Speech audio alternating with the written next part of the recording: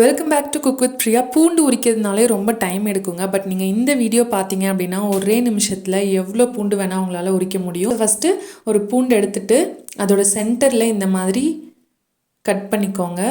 So இப்போ இந்த 2 பாதியாக வந்துருச்சுங்களா?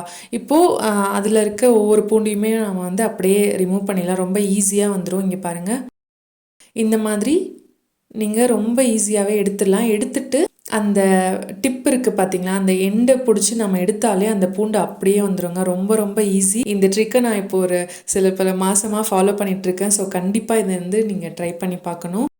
இதை விடவுமே ஈஸி பார்த்தீங்கன்னா, அடுத்து பாருங்கள், இதுலேருந்து எடுக்கும்போதே வந்து தோல் இல்லாமலே கூட வரும். ஸோ ரொம்ப ஈஸி. இந்த ட்ரிக்கை கண்டிப்பாக நெக்ஸ்ட் டைம் பூண்டு உரிக்கும் போது ட்ரை பண்ணி பாருங்கள். 100% ஒர்க் ஆகுங்க. இந்த மாதிரி நிறையா கிச்சன் டிப்ஸ் உங்களுக்கு வேணும்னா கண்டிப்பாக குக் வித் பிரியா சேனலை சப்ஸ்கிரைப் பண்ணிக்கோங்க.